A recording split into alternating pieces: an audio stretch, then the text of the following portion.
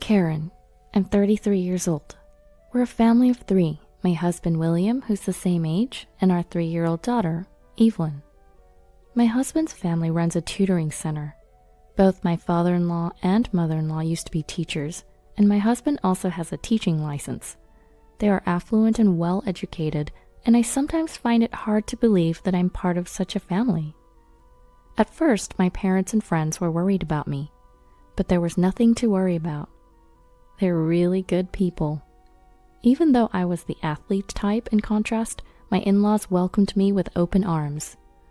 My mother-in-law was thrilled to have a daughter. Although I was nervous at first, my strength lies in my cheerful and lively character. I decided to be myself, and we built a relationship from there. I hold a certified arborist certification, and I do health assessments on trees, pruning, planting, and relocation, as well as consulting. I studied hard to get my certification, and even after getting out into the field, it's a physically demanding job. Not only do you need brains, but it's a job that really requires physical work.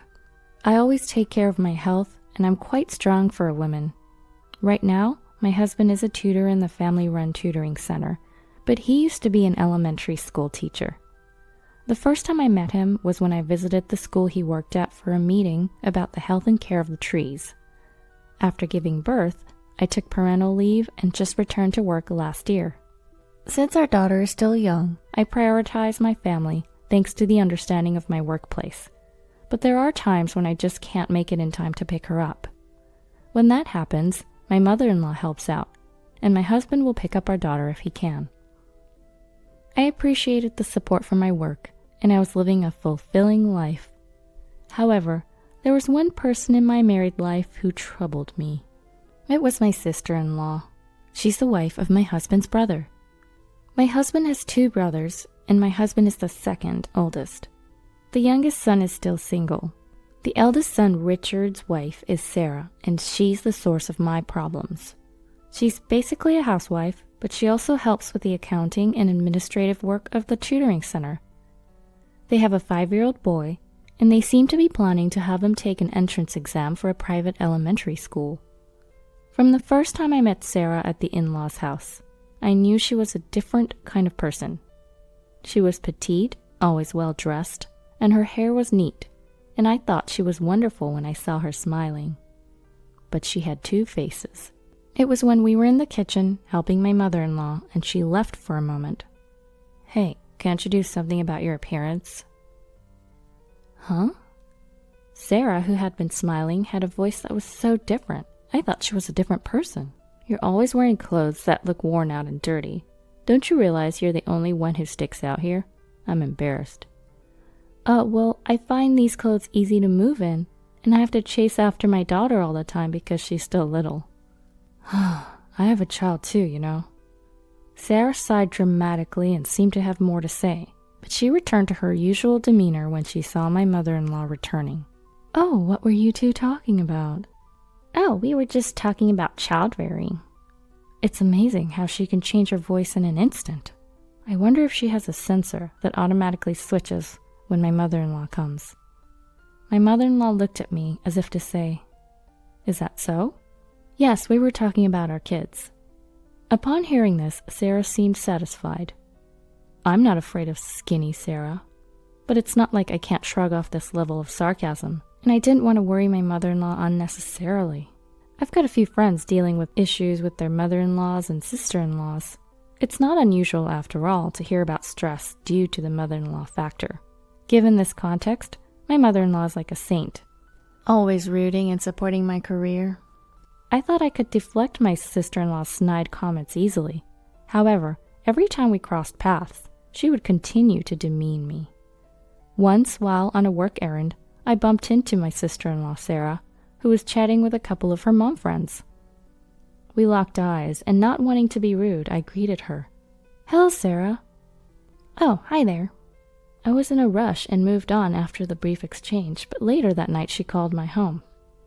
"What on earth do you think you're doing?" She snapped at me, her tone extremely aggressive from the get-go. "Huh? What do you mean?" "Earlier today, don't you dare approach me in public dressed like that. What's with your work outfit? I can't believe you would walk around outside looking like that. Did you see us? It's only proper to look presentable, even if you have nothing special going on. We're all mom friends who are preparing our kids for private school entrance exams. We live in a different world from you. Oh, I was so embarrassed. She launched into a tirade without pause. Well, I was working, so I was indeed in my work clothes, I replied. I don't care about that. Just don't approach me anymore when we meet outside, okay? It's embarrassing. But isn't that even stranger? We're family after all. That's what I've been trying to tell you, haven't I? You're just not fitting for the family. Just so you know, I've never considered you a sister-in-law.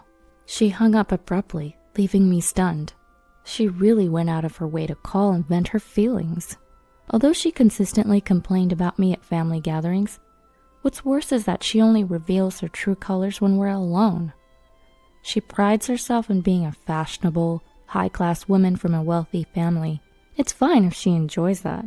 What I don't understand is her constant need to attack me, simply because I don't align with her preferences. Yes, she always dresses elegantly in sports accessories, but why does she need so many? I wonder if her quiet husband, my brother-in-law, lets her shop as much as she wants.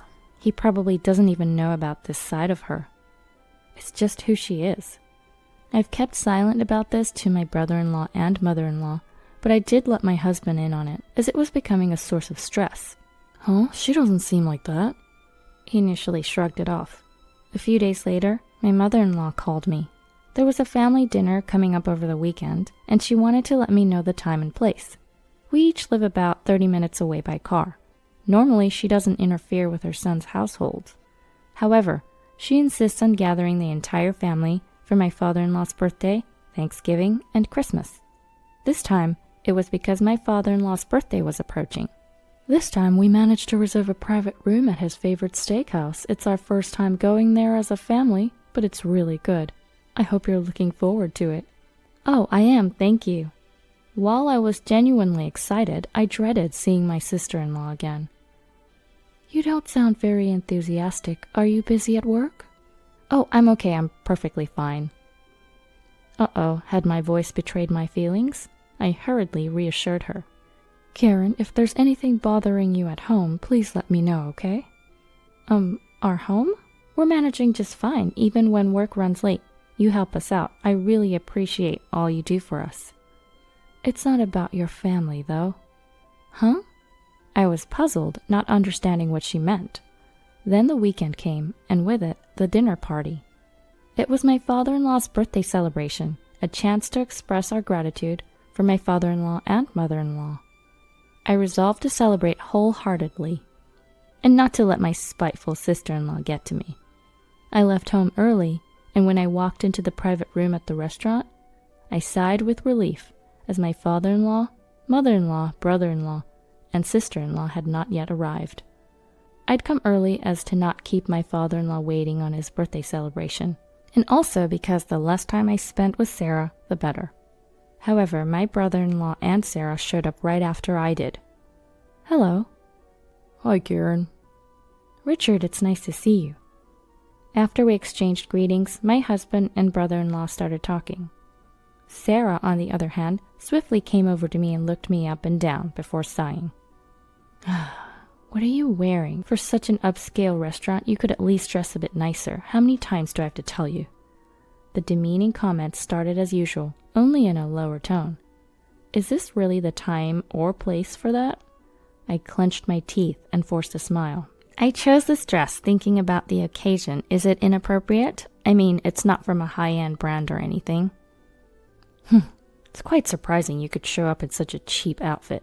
You, despite being a woman, have such broad shoulders that the dress doesn't suit you.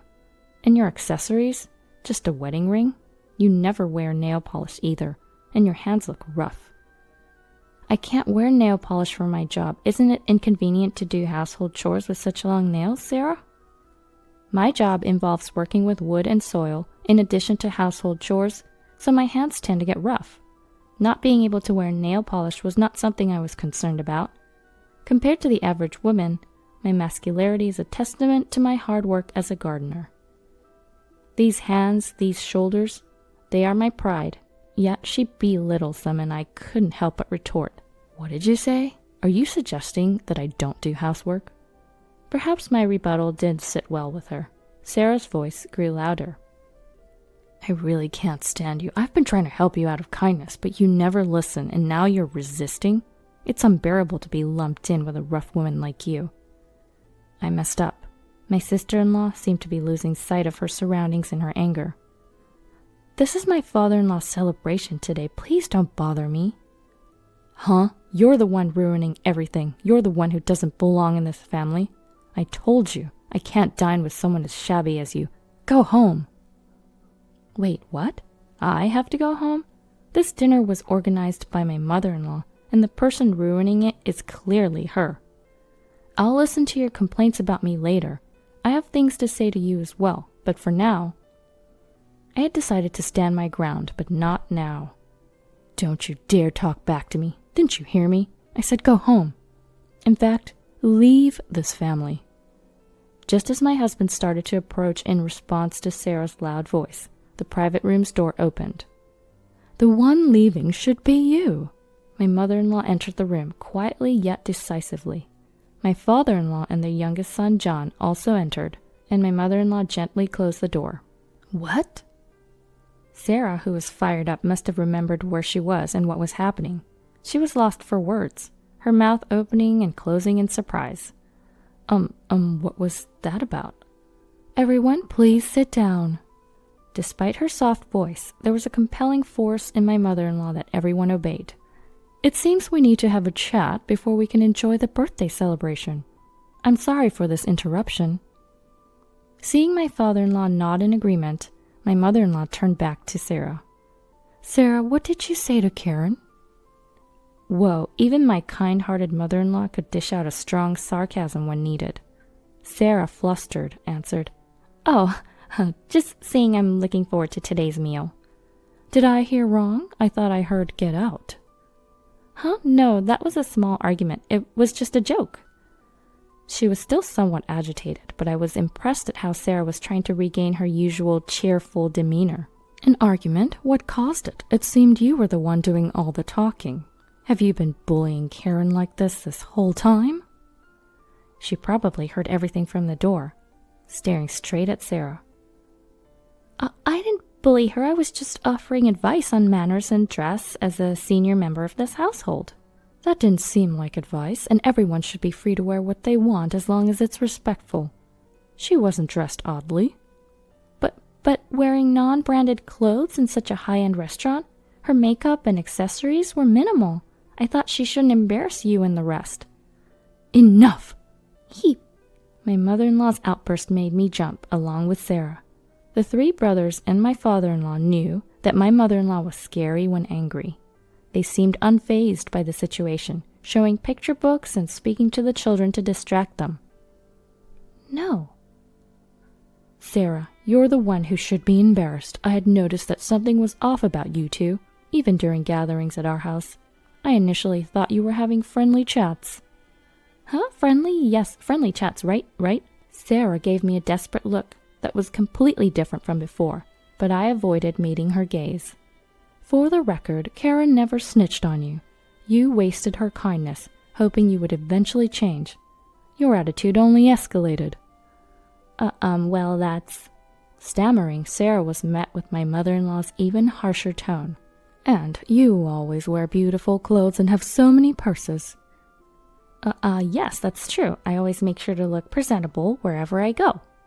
"Where does the money for that come from?" "Huh?" Just as she thought she could regain the upper hand, an unexpected question made Sarah freeze. That is, of course, from my..." "We're paying you for helping with the tuition and accounting at the tutoring school. Even if my son said you could use that money freely, it doesn't seem like it would be enough. Your clothes and purses are all designer brands." Well, because..." "Are you exploiting the fact that you're in charge of the household finances to satisfy your own desires?" What do you mean?" She stammered. I could see why she's confused. I was curious about the source of their money myself. I had always thought my brother-in-law was just a generous guy. Maybe he just left all the household finances to her. It's concerning to me that he didn't keep a closer eye on their spending. Maybe he trusted her because she acted as a good wife so well. When I think about it like that, I almost feel sorry for him. So, you've been spending money like water, and now you want to send your child to a private school? She asked. You've been setting aside funds for their education, right? What? You're not expecting us to pay, are you? No, not at all, but he's your adorable grandchild after all. Which is it? So she was planning to rely on my father-in-law and mother-in-law's money all along. Of course we love our grandchildren. We're thinking of supporting them financially if necessary, says my mother-in-law. Really? But only after you leave our home. What? No, there's no need for that. I'll apologize to Karen for telling her to leave. Karen? It's the first time she's referred to me by name. You will forgive me, right? We're sisters after all. Sisters? Only while you're married to my brother-in-law. My mother-in-law looks at me as if to sign that I should continue. Even if it's official, I don't want to become family. I don't think of you as a sister. Caught off guard, Sarah let out a weird noise. And that's not all. You've also been dipping into the money from the tutoring school. Sarah was speechless, her eyes wide in shock. Is that true? I was genuinely surprised by my mother-in-law's words. I had expected Sarah to use the household money freely, but I didn't think she would touch the funds from the tutoring school my in-laws run. You were clever enough to not get caught, so it took us a while to figure it out. Even Bob, who's been in charge of our accounts for years, was manipulated by you. Sarah's face turned pale. You were buying gifts like gift baskets for the suppliers of our teaching materials, expressing gratitude to teachers holding seminars, all this shopping under your charge. The amount on the receipts gradually increased. You made excuses that you were asked to give birthday presents, or that the requests came from me or my son. No, that's not. What are you talking about?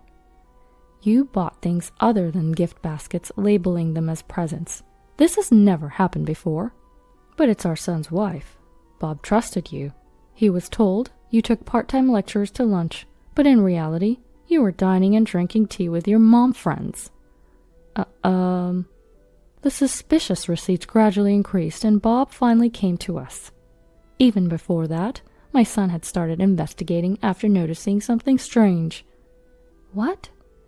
You betrayed the trust of all those who wanted to believe in you. It seems that dressing up is more important to you than anything else. It's not me, I didn't. Sarah looked at my brother-in-law as if begging for help, with a voice that's almost a whisper. But he just stared back coldly without saying a word. And if all this is true, I can't blame him. Karen is the opposite. Sure, she's not really into fashion, but she always puts herself second and values her family and her job. You seem to not care to know about her work, but being a certified arborist is an impressive qualification. I bet she studied hard for it. Oh. As Sarah was left speechless and utterly defeated, my mother-in-law suddenly started talking about me. Unconsciously, I felt a warmth welling up in my eyes. I respect her, thinking that if she wanted to continue her work, we should support her. Have you ever seen her working lively, not caring if her clothes get dirty, or her hands are covered in soil? And you make fun of her? I was teary-eyed and silent, and Sarah was unable to make any excuses or act anymore. She just hung her head low. Our tutoring school may not match the major corporations, but we value our teachers and students and have earned their trust.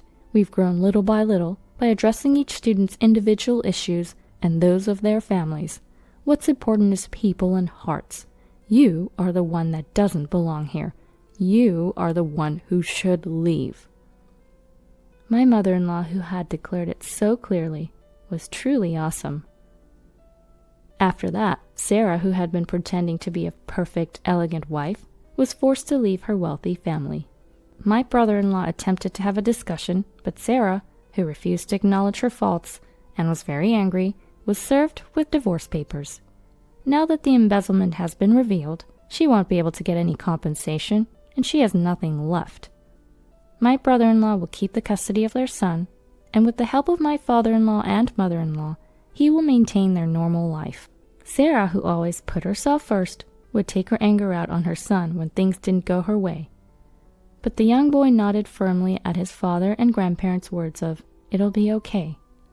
The desire to send him to a private elementary school was Sarah's wish, but he apparently disliked being forced to study. These days, he's freely playing with our daughter. Of course, my husband and I intend to help in any way we can. On a leisurely day spent together at my in-laws' house, my mother-in-law approached me and said, "I'm really sorry for making you uncomfortable for so long. We should have noticed sooner." "No, not at all. I wasn't really bothered at first." "If you ever need anything in the future, don't hesitate to tell us." "Yes." As I said that, I remembered my mother-in-law's words. What's important is people and hearts. Maybe because I was staring at her, my mother-in-law looked at me with a puzzled expression. "Haha, it's nothing. I was just thinking how cool you are." "Well, thank you. But the cool one is you, being able to create such beautiful gardens.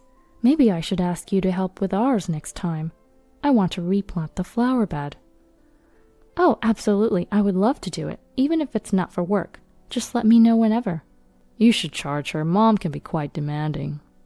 My husband chimed in with a playful comment, and we all laughed together. Value people, cherish hearts. I'll make sure to remember that. I hope to spend more time laughing with my precious family in the future. "I've moved out, so your house is gone. It must be tough without a place to call home. But hang in there," my mother-in-law cheerfully announced over the phone.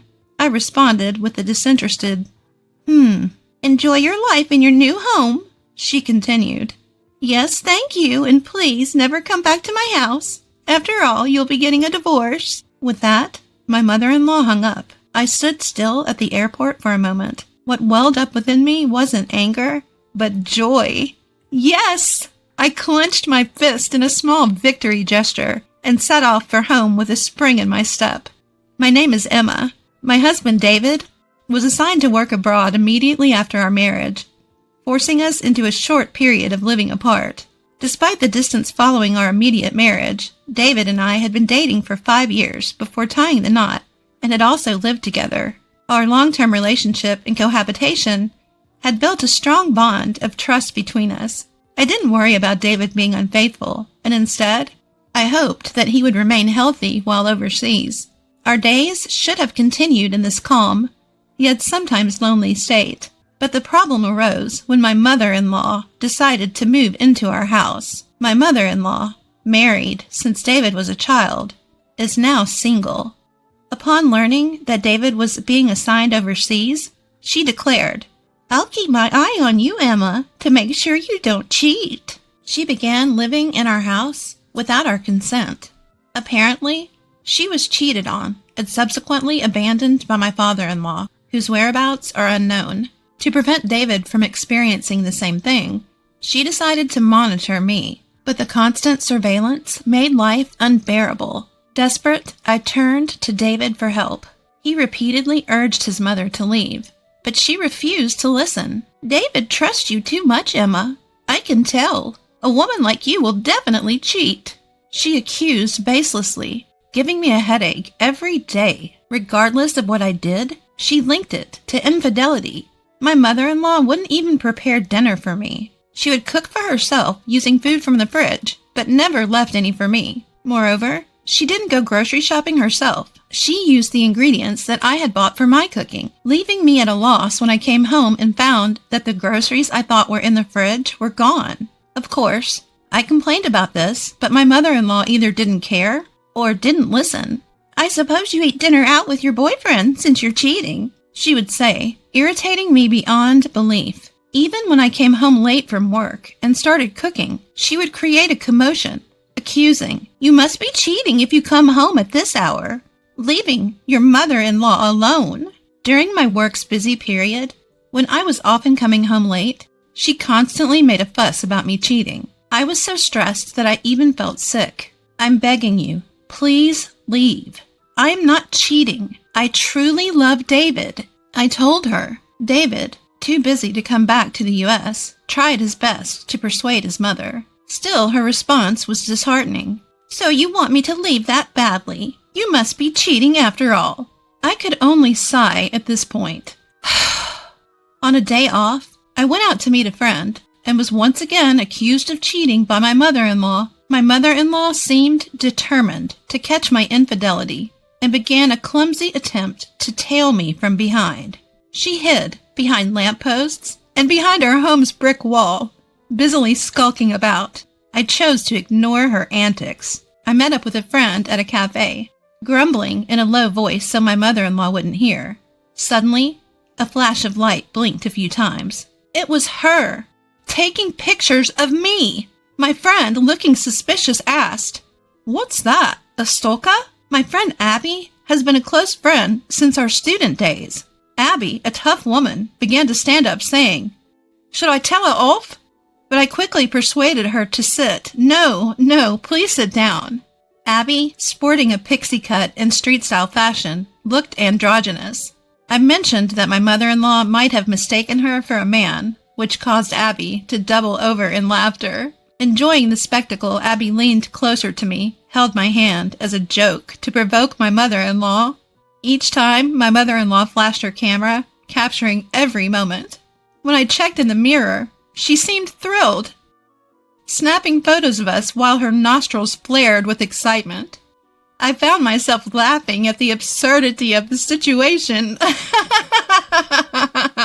Having witnessed my mother-in-law's silly antics, I managed to let off some steam and went on to do a little shopping with Abby before we parted ways. Sure enough, my mother-in-law followed me home, hiding behind lampposts and brick walls just like before. Every so often, I'd quickly run around like playing a game of red light, green light, and she'd scamper off to hide. It was amusing, and I found myself playing along with her ridiculous game. I thought how foolish she must be to believe that I didn't notice her tailing me. Once I arrived home and started to take off my shoes, my mother-in-law quickly rushed in. If she was tailing me, she could have at least delayed her return home. I was taken aback when she excitedly showed me a disposable camera. "Emma, I finally got proof of your infidelity. I'm going to send all of these to David, so be prepared." "Oh, really? Good luck with that." She didn't like my nonchalant response and spent the rest of the time buzzing around me like a nagging child. "Are you okay with this? It's proof of infidelity. Your face and his are both clear in the photos." But I calmly kept responding, "That's fine." While it was unfortunate that Abby's androgynous look got her mistaken for a man, David had met Abby several times before we got married. Even if she sends a photo of me and Abby as proof of infidelity, David will likely recognize her as just a friend. As I endured my mother-in-law's ridiculous and childish schemes, I suddenly had to go on a business trip overseas. It was a shame that I wouldn't be able to meet David because it was in a different country, but it couldn't be helped. I informed my mother-in-law, who I live with, about my business trip, although I didn't ask for her input. In her mind, it seemed to translate into a romantic getaway. While I was preparing for my business trip, my mother-in-law smirked and said, "It'll be a big problem if you come back pregnant from your romantic getaway. David hasn't seen you in a while, so it won't be easy to pretend that the baby is his."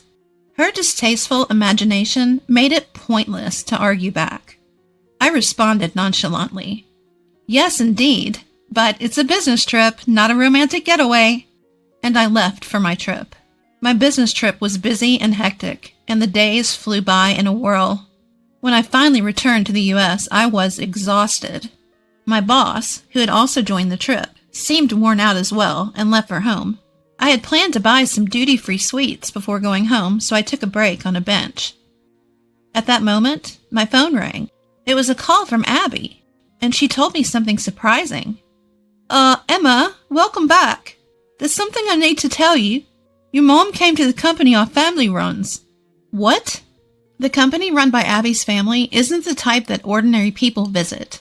When I learned that my mother-in-law had gone there, I felt my blood boiling. Abby told me how she handled my mother-in-law and asked me if she went overboard. I replied, "No, I think it was just right." After laughing and ending the call with Abby, it was just about time to leave when I got another call from my mother-in-law. "Emma, you should be back from your trip now.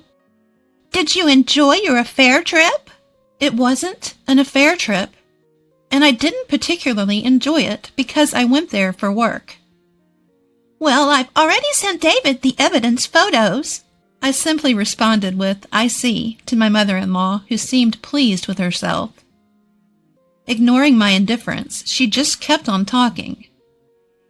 Actually, I moved, so your house is no longer there. I sold the old house, so you must be struggling without a place to go back to, but hang in there. I gave an uninterested to my mother-in-law, who happily laughed as she said this. Enjoy your life in your new house. Thank you, and please never come back to our house. After all, you're going to be divorced soon. I stood in the airport for a while after my mother-in-law hung up. What gradually filled my heart was not anger, but joy. I did it! I made a little fist pump and started my journey home with a light step.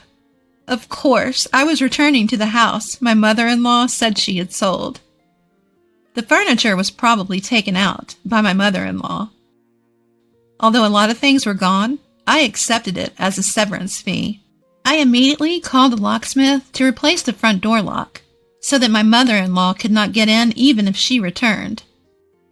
Then, I laid down in the living room, comfortably, celebrating the freedom I had finally attained. I made another fist pump inside the house, shouting, I did it! The next day, I got a call from my mother-in-law. What's wrong?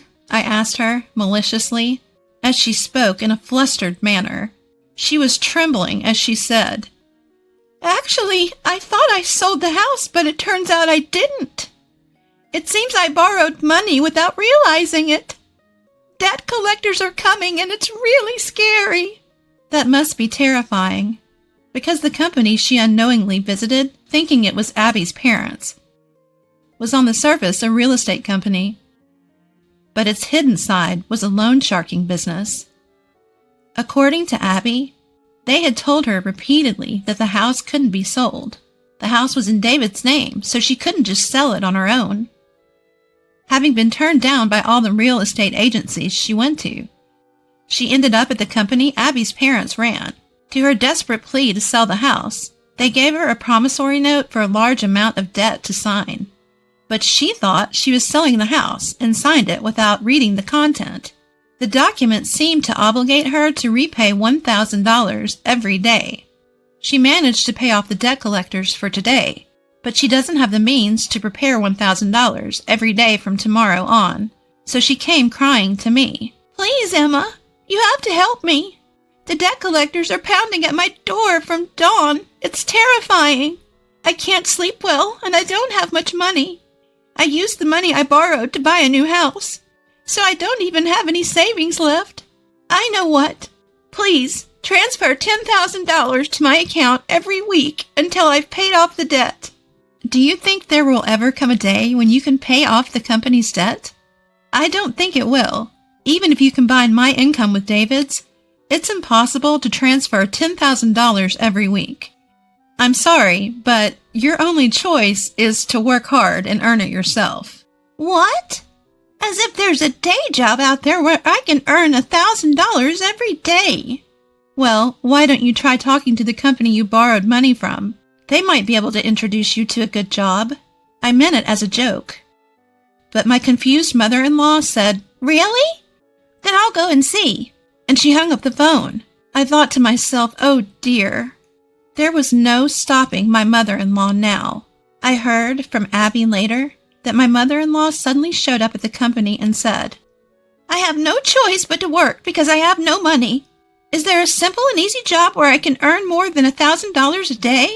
Abby and her team did find my mother-in-law a job. A company where many people sleep in dilapidated shacks that serve as employee dormitories. In that company, they work tirelessly day and night, doing quite a bit of physical labor. Even elderly people are made to work relentlessly. So my mother-in-law seems to be working herself to the bone. The dormitory for the workplace is inside a network lined with barbed wire, reminiscent of a prison, and the employees are blindfolded and transported to and from work in a van, so they are forced to work without even knowing where they are. She'll be free Well, she can pay off the debt. That is, if the day ever comes. Abby, who said this with a smile, is a dear friend of mine, but I hope she'll forgive me for feeling a little scared. Several weeks after my mother-in-law disappeared, David's overseas assignment ended and he returned home. When I told David what had happened, he only said, "There's nothing we can do about my mom. All we can do is wish her a long life from afar." It seems David never really liked his incomprehensible mother from when he was a child. He tolerated her because she was his mother, but it seemed that David had completely lost patience with his mother, who continued to suspect me, his wife, of infidelity.